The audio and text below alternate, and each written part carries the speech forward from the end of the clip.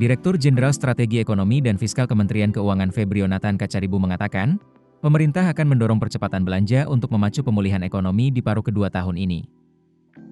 Salah satu fokusnya adalah mempercepat program-program prioritas Presiden Prabowo Subianto. Selain program makan bergizi, pemerintah juga akan memacu pembangunan rumah bersubsidi melalui skema fasilitas likuiditas pembiayaan perumahan sebanyak 350.000 unit. Kemudian pemerintah juga akan mendorong penyaluran kredit usaha rakyat untuk sektor perumahan sebanyak 450.000 unit. Sektor pariwisata juga menjadi perhatian utama menjelang Natal dan Tahun Baru. Menko Perekonomian Airlangga Hartarto menyatakan, pemerintah akan mendorong pembukaan destinasi wisata untuk penerbangan internasional dan pelabuhan internasional guna menarik wisatawan asing.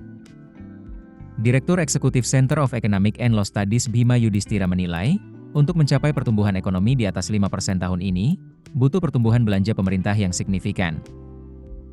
Belanja pemerintah setidaknya harus tumbuh 15% hingga 20% secara tahunan.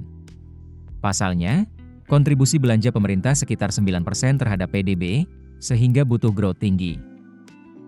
Bima juga mendorong pemerintah melanjutkan belanja guna mendorong konsumsi rumah tangga.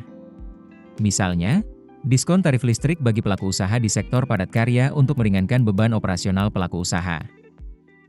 Bima juga mengusulkan insentif seperti kenaikan batas penghasilan tidak kena pajak jadi Rp7,5 juta per orang per bulan. Kepala Pusat Makroekonomi Institute for Development of Economics and Finance Rizal Taufikur Rahman mengingatkan, persoalan belanja tidak semata-mata soal nominal, melainkan efektivitas realisasi dan kualitas serapan dalam waktu sempit. Tekanan eksternal seperti pelemahan ekspor, depresiasi nilai tukar, hingga ketidakpastian geopolitik dapat menggerus dampak positif belanja dalam negeri. Sebab itu, Rizal menilai perlu kehati-hatian dalam kalkulasi fiskal. Keputusan bisnis terbaik datang dari data, bukan tebakan. Mudah berlangganan Business Insight dengan subscribe with Google.